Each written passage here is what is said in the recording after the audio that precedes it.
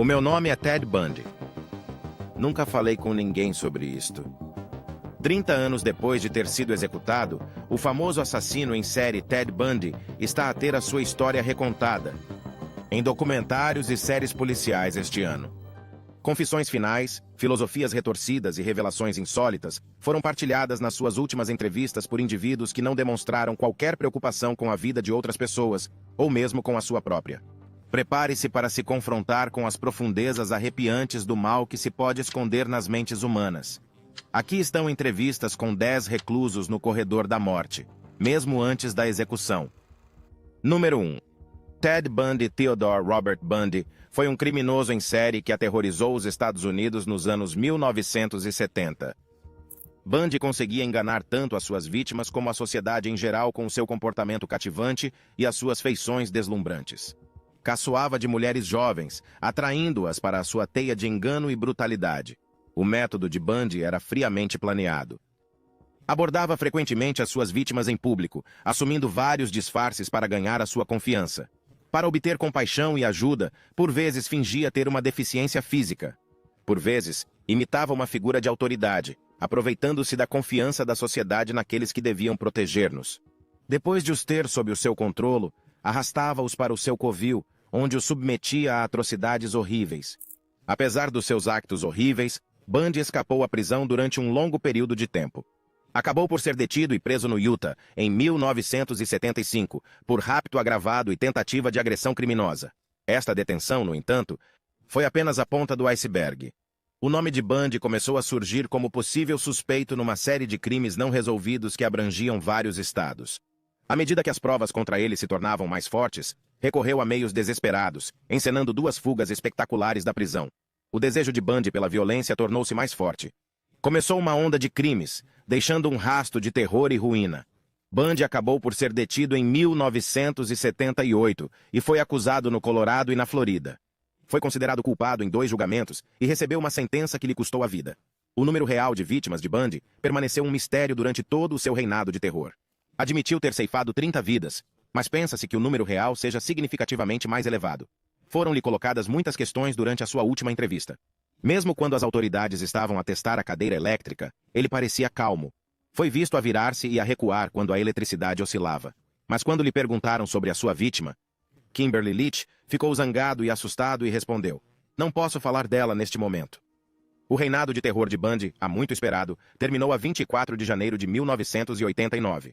Na última entrevista, Bundy também disse que o espírito básico e a humanidade que Deus lhe dera estavam intactos, mas que, por vezes, se sentiam oprimidos. Foi executado na cadeira elétrica de Rayford, na Flórida. O mundo inteiro exalou um suspiro coletivo de alívio quando o relógio bateu às 7h16 da manhã. Do outro lado da rua, em frente à prisão, assistia-se a um espetáculo chocante. Enquanto a execução tinha lugar, centenas de pessoas juntaram-se, cantando, dançando e disparando fogo de artifício numa celebração bizarra. Número 2. John Wayne Gacy. John Wayne Gacy foi um criminoso americano em série, responsável por tirar a vida a pelo menos 33 rapazes e homens durante os anos 1970. Nascido em 1942 na cidade de Chicago, Illinois, Gacy cresceu num bairro da classe trabalhadora. O seu pai era abusivo e alcoólico. Tinha uma mãe dominadora e superprotetora. Gacy foi física e emocionalmente torturado pelo pai durante toda a sua vida, que lhe batia frequentemente com uma correia de couro. Também foi vítima de bullying por parte de outros jovens, o que contribuiu para o seu isolamento e falta de amigos. Apesar destes obstáculos, Gacy conseguiu arranjar um emprego como gerente num restaurante de fast food, depois de terminar o liceu em 1964. Casou-se com a sua primeira mulher, Marilyn Myers, e o casal teve 2 filhos. O seu casamento, no entanto, estava longe de ser seguro e Gacy teve vários encontros íntimos com outros homens. Gacy foi condenado por explorar um adolescente em 1968 e sentenciado a 10 anos de prisão. Surpreendentemente, foi libertado em liberdade condicional em 1970, após apenas 18 meses de prisão. Gacy atacava jovens e rapazes, atraindo-os para sua casa com falsas promessas de emprego ou bebida. Depois torturava-os, levando-os à morte. Gacy manteve a sua onda de crimes durante todo o ano de 1970. No entanto, em 1978, as ações de Gacy tomaram um rumo trágico quando ele raptou Robert Peace, um jovem que tinha procurado um emprego na sua empresa. O desaparecimento de Peace deu origem a um inquérito que levou a polícia a obter um mandado de busca para a casa de Gacy. A investigação subsequente revelou uma visão horrível. Os restos mortais de várias das suas vítimas foram encontrados na cave e no jardim. Gacy foi preso quando a polícia descobriu 29 corpos na sua quinta. Começou por se declarar inocente, mas depois alterou a sua declaração para culpado devido à insanidade. A equipe de defesa de Gacy alegou que ele sofria de uma doença mental. A acusação, por outro lado, apresentou provas da preparação de Gacy e da sua compreensão das implicações dos seus actos. A execução de Gacy estava prevista para a audiência de sentença. Numa entrevista à CBS, preservou a sua inocência, apesar de ser óbvio que estava a mentir. Ele disse: "Se lhes fizeram uma lavagem cerebral no que acreditam, tudo bem, força, mas a vingança é minha. Digam-no ao Senhor, porque terão executado alguém que não cometeu nenhum crime." Ele também continuou dizendo: "Quando pintam a imagem de que eu era um monstro que apanhava os acólitos na rua e os esmagava como moscas, eu disse que isso é ridículo, mas o júri não achou ridículo. A pena de Gacy foi executada por injeção letal em 10 de maio de 1994. Apesar da prova esmagadora da sua culpa, ele manteve a sua inocência até ao fim." Número 3. Timothy McVeigh. Timothy James McVeigh não era um tipo normal. Nasceu em 1968 em Lockport, Nova York. Tornou-se um dos terroristas domésticos mais conhecidos da América. O caminho tortuoso de McVeigh levou-o de uma educação traumática a um ato de vingança contra o governo federal, culminando na explosão da cidade de Oklahoma em 1995. McVeigh foi vítima de bullying em criança, escapando para um reino de ilusões em que imaginava enfrentar os seus agressores. McVeigh tinha características contraditórias em adulto, sendo calado e retraído para alguns, mas extrovertido e divertido para outros. Mas havia algo de sinistro escondido por baixo da sua aparência normal. McVeigh alistou-se no Exército dos Estados Unidos AOS 20 anos, em 1988, onde aprendeu sobre armas, explosivos e técnicas de sniper. Durante esse tempo, criou uma amizade com Terry Nichols, um colega veterano militar desiludido. Conspiraram para levar a cabo um ataque terrorista que abalou os alicerces da América. O seu plano retorcido tornou-se realidade a 19 de abril de 1955, quando McVeigh estacionou um caminhão alugado cheio de uma mistura letal de nitrato de amônio à frente da Torre Federal Alfred P. Murrah. Depois de acender o rastilho, foi-se embora, deixando para trás uma metrópole desconhecida. Uma enorme explosão abalou a cidade de Oklahoma às 9h02 da manhã, transformando o edifício em escombros. A destruição foi imensa. 168 pessoas perderam a vida e 684 ficaram feridas. McVeigh disse que o atentado era uma retaliação pelos cercos do governo a Waco e Ruby Ridge. Após a explosão, as autoridades policiais iniciaram uma rigorosa caça ao criminoso. A carrinha alugada por McVeigh forneceu uma pista importante, e ele foi reconhecido como o principal suspeito através de um retrato falado. A sua detenção, no entanto, foi o resultado de um normal controle de trânsito e não de uma caça ao homem. Sem saber do terrível crime cometido por McVeigh, o agente estadual Charles J. Hanger deteve-o por conduzir sem carta e com uma arma ilegal. A detenção de McVeigh desencadeou um processo judicial que acabaria por determinar o seu destino. Os juízes consideraram que não era razoável permitir-lhe viver depois de ter sido considerado culpado de todas as acusações. Numa entrevista concedida 60 minutos antes da execução, McVeigh não demonstrou qualquer remorso pelo que tinha feito, afirmando: "Não estou a fingir, estou apenas a ser mal." Disse também que não era exatamente como as pessoas o viam. Perguntou ao entrevistador se ele o considerava o mal puro e a face do terror.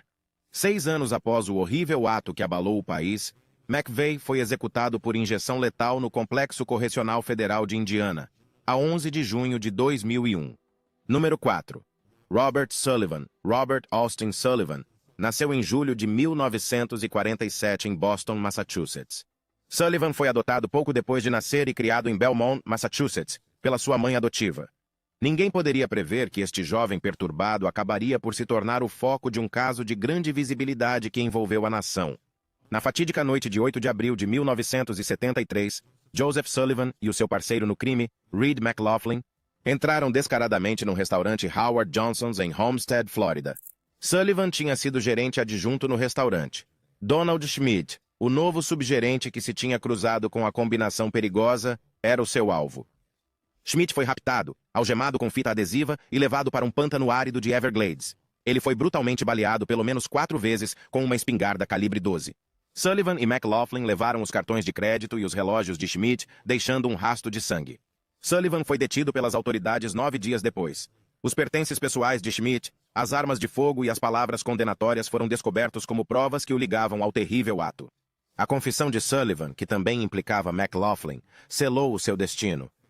Sullivan, por outro lado, alegou mais tarde que a sua confissão foi pressionada e dada sob influência, e manteve a sua inocência. Surpreendentemente, o seu advogado não procurou testemunhas-chave que pudessem ter dado um álibi, o que complicou ainda mais o caso. Sullivan foi condenado por um crime de primeiro grau e recebeu a pena de execução em 12 de novembro de 1973, apesar das suas alegações. Depois de uma década de agonia no corredor da execução, Sullivan demonstrou um comportamento exemplar, como relataram os funcionários da prisão e os padres católicos. A sua execução estava prevista para junho de 1979, mas foi brevemente interrompida devido à intervenção de um tribunal federal. Sullivan deu uma entrevista nas últimas horas antes da sua execução, na qual criticou a sentença como um gesto falso de políticos, com o objetivo de acalmar o clamor do público por justiça. Opunha-se firmemente à pena capital, apontando os seus erros e argumentando que se tratava apenas de um instrumento político. Os seus apelos, porém, caíram em saco roto. Sullivan enfrentou a cadeira elétrica na prisão estatal da Florida a 30 de novembro de 1983, com 36 anos de idade. Enquanto se preparava para morrer, saboreou a sua refeição de despedida, um bife, batatas fritas, leite e morangos frescos. Número 5. Robert Fratta. Robert Fratta, um antigo agente da polícia de Houston, foi o cérebro por detrás do crime de 1994 que tirou a vida à sua mulher de 33 anos. Farrah Fratta. O crime ocorreu durante um divórcio litigioso e uma luta pela custódia, numa altura em que as tensões eram grandes e as emoções estavam ao rubro. Robert Fratta procurou a ajuda de um intermediário, Joseph Pristash, para recrutar um pistoleiro, Howard Guidry. Farrah foi vítima de uma emboscada e levou 2 tiros na garagem da sua casa em Atascocita, Texas. Os vizinhos observaram o sucedido e chamaram imediatamente a polícia. Durante o inquérito, soube-se que Fratta e a sua mulher estavam a lutar pela custódia dos seus 3 filhos. O divórcio foi provocado, segundo os registros do tribunal, pelos apetites extraconjugais de Fratta. Durante anos, Fratta manteve a sua inocência, mas as provas sólidas contra ele tornaram-se esmagadoras. A condenação de Fratta foi mantida apesar dos recursos e das acusações de provas inadequadas e de instruções incorretas do júri. O Texas Board of Pardons and Paroles negou a sua inocência. Fratta tinha passado 27 anos na prisão, e nas suas próprias palavras, indicava cansaço e desejo de partir. O caminho para a sua execução tinha sido tortuoso, com o dia e a hora a pairar sobre ele durante anos. No entanto, durante a sua última entrevista, mostrou-se bastante calmo. E quando lhe perguntaram se de vez em quando ficava aterrorizado com o que o esperava, respondeu: "Oh, não, está a brincar? Rezo todas as noites ao Senhor para que me leve durante o sono. Não tenho medo." Fratta optou por não fazer um comentário final quando a dose mortal lhe foi introduzida nas veias na cadeia de Huntsville, no Texas. Quando o diretor perguntou se ele tinha alguma coisa a dizer, Fratta limitou-se a dizer que não. Barry Brown, o seu conselheiro espiritual, proferiu orações, pedindo conforto para aqueles que tinham ficado destroçados pelos terríveis acontecimentos e piedade para a alma de Fratta. Fratta fechou os olhos e respirou fundo enquanto o medicamento fazia efeito. Pouco depois, resfolegou 6 vezes antes de cessar toda a atividade. O filho mais velho de Fratta, Bradley Baker, ficou na janela da sala de espera e observou a execução. Fratta recusou-se a reconhecer ou a olhar para o seu filho, criando uma vida inteira de miséria e confiança quebrada. Número 6. Billy Coble. Billy Wayne Coble, um veterano do Vietnã e eletricista, casou com Karen Vesha no verão de 1988 com grandes expectativas. No entanto, a sua relação deteriorou-se rapidamente, resultando em problemas conjugais e separação antes dos tristes acontecimentos que se seguiram. A série de acontecimentos começou quando Coble raptou Karen Vesha sob a ameaça de uma faca, numa tentativa de a persuadir a não se divorciar dele. O sofrimento mental de Coble levou-o a percorrer a cidade de Axtell, no Texas, em busca da sua mulher divorciada, depois de a libertar ilesa. Quando não conseguiu encontrar Karen, deparou-se com a mãe dela, Zelda Walling Vesha, o pai, Robert Joseph Vesha, e o irmão, John Robert Vesha. De acordo com os relatos, Coble matou-os em casa por uma questão de poder. Mais tarde, localizou Karen e raptou-a à mão armada, algemando as crianças e o primo a uma cama. Coble foi perseguido pela polícia, que destruiu o seu automóvel durante a perseguição. Apesar de ter sido ferida pela agressão de Coble, Karen sobreviveu ao incidente e Coble foi capturado. Durante a sua hospitalização devido a ferimentos provocados por um acidente de viação, Coble terá alegadamente admitido a muitos funcionários do hospital que tinha tirado a vida a 3 pessoas. Ele foi condenado à pena capital em 1990. No entanto, a sua sentença de execução foi revertida em 2007, resultando num novo julgamento em 2008, onde o júri o condenou novamente à mesma pena. Numa entrevista, perguntaram a Coble o que tinha acontecido naquele dia. Coble respondeu: "É importante para algumas pessoas. A mim interessa-me, mas já não tem importância nenhuma. Perguntaram-lhe se arrependia do que tinha feito naquele dia, se compreendia o horror das suas ações e se sentia remorsos. Coble respondeu, expressando remorsos por Karen e pelos seus pais. Reconheceu que também se sentia mal em relação à sua primeira vítima no Vietnã, com as memórias a assombrá-lo vivamente. Foi-lhe perguntado se pediria desculpa à família da vítima antes de ser executado, e ele respondeu, quero dizer, já disse que lamento o que aconteceu agora. Arrependo-me verdadeiramente do que aconteceu, mas também me arrependo verdadeiramente do que acontece a muitas coisas na vida. Coble passou quase 30 anos no corredor da pena capital, escapando à execução. Finalmente, a 28 de fevereiro, tornou-se o condenado mais velho do estado do Texas a ser executado. A sua narrativa é um lembrete claro das repercussões catastróficas das emoções desenfreadas. Número 7. Carol Cole. Cole nasceu em Sioux City, Iowa, durante a ausência do pai devido à Segunda Guerra Mundial, e teve uma infância caótica. A sua mãe teve muitas relações e expôs-o a torturas emocionais, chegando mesmo a disfarçá-lo de mulher na escola, o que resultou em gozo constante. O percurso negro de Cole começou quando, aos 8 anos de idade, afogou um amigo chamado Duane num lago, em retaliação por abusos anteriores. Cole passou os anos seguintes em várias instituições psiquiátricas, onde os médicos relatavam os seus delírios violentos. Foi-lhe diagnosticado um distúrbio de personalidade antissocial, que viria a influenciar o seu comportamento futuro. As inclinações agressivas de Cole levaram a um casamento falhado e a uma detenção por fogo posto. Também tentou agredir uma rapariga no Missouri, o que resultou na sua detenção e posterior internamento num hospital psiquiátrico. Uma série de actos terríveis prejudicou a vida adulta de Cole. Os delírios de Cole tornaram-se realidade, e ele mergulhou cada vez mais num mundo de pesadelo. Ninguém estava a salvo da sua fúria, nem mesmo a sua mulher, Diana Faye Younglove Paschal, cuja vida ele tirou em 1979. Apesar de admitir ter tirado a vida a 35 pessoas, Cole foi condenado por 3 e sentenciado à prisão perpétua no Texas. A mãe de Cole faleceu em 1984, provocando uma mudança significativa no seu comportamento. Foi transportado para o Nevada e julgado por estrangular 2 mulheres, tendo-lhe sido aplicada a pena capital. Durante uma entrevista antes da sua execução, pareceu extremamente calmo quando levantou a mão para acender um cigarro, e perguntaram-lhe como se sentia sabendo que estava prestes a deixar este mundo, ao que ele respondeu: a sério, os últimos dias têm sido muito emotivos. Quero dizer, não mentalmente desgastante emocionalmente. Apenas me senti cansado. Foi também questionado sobre a razão pela qual não está a lutar pela sua vida, mas disse que já não se importava com isso. Cole foi executado por injeção letal a 6 de dezembro de 1985, na prisão estadual do Nevada. Nas suas últimas horas, debateu-se com as componentes teológicas da sua conduta, aceitando simultaneamente o seu destino. A execução de Billy Wayne Cole marcou o fim de um capítulo negro e trágico da história criminal americana. O peso dos seus actos pesou-lhe na mente à medida que o relógio se aproximava da sua execução, deixando-o emocionalmente cansado. Número 8. Alan Dodd. Wesley. Alan Dodd foi um famoso criminoso americano em série que cometeu crimes horríveis no final dos anos 1980. Dodd nasceu em julho de 1961, em Richland, Washington, e cresceu numa atmosfera que prefigurava o seu futuro comportamento aberrante. O passado tumultuoso de Dodd pode ser rastreado até a sua infância. Cresceu numa casa violenta, com histórias de agressões físicas do pai. Estes acontecimentos influenciaram muito provavelmente a formação da sua visão desordenada do mundo.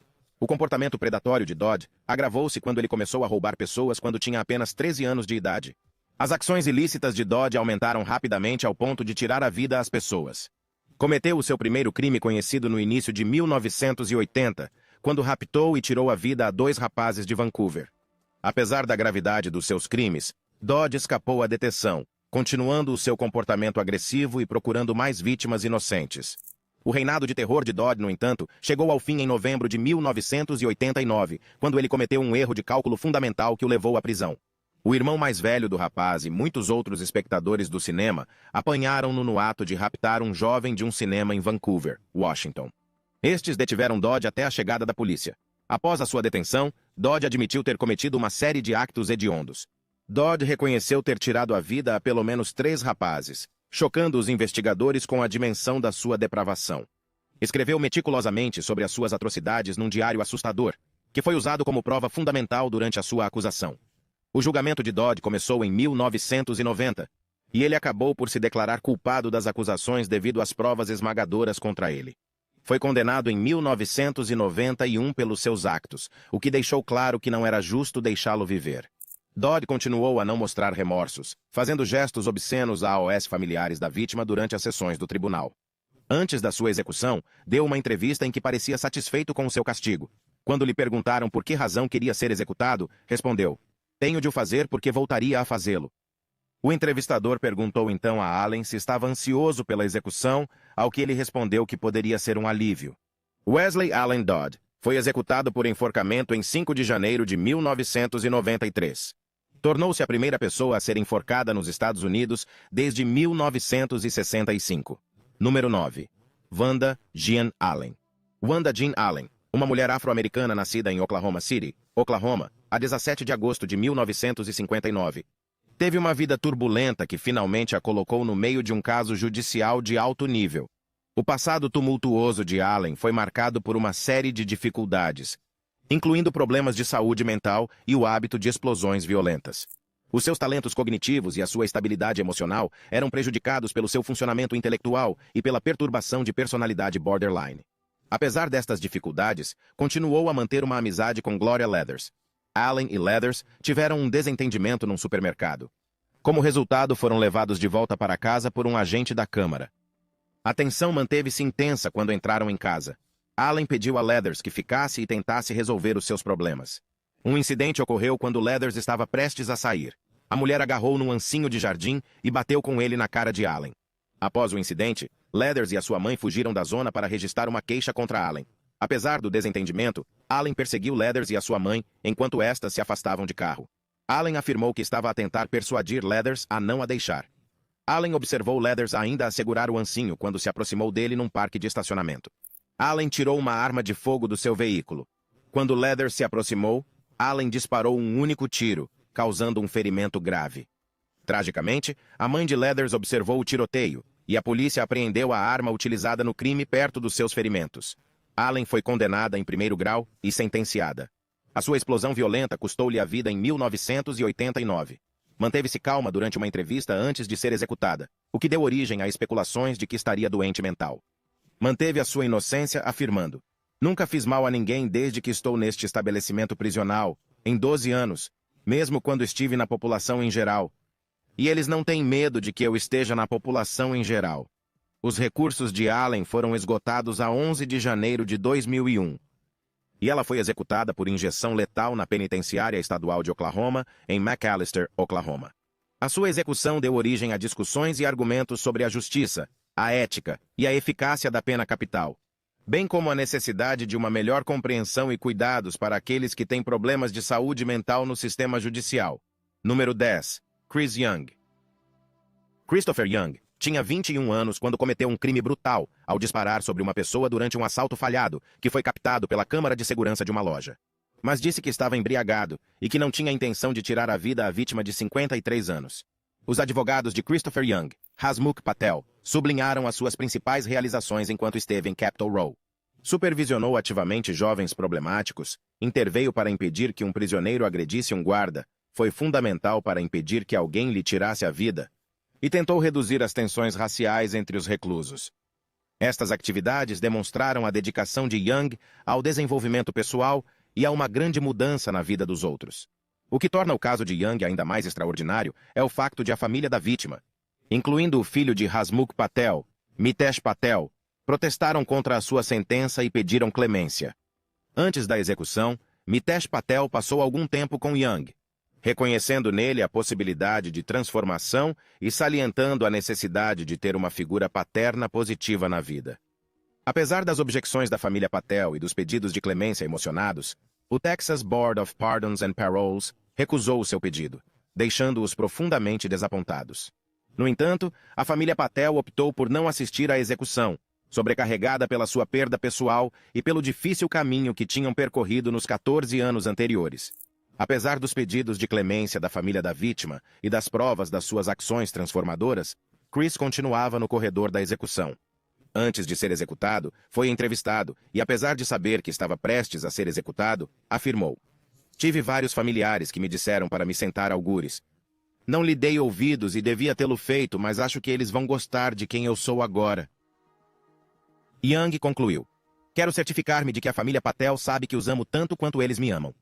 Que todas as crianças do mundo saibam que estou a ser executado e que as crianças que tenho orientado continuem a lutar. Diretor, eu estou bem. Ele foi executado em 2018.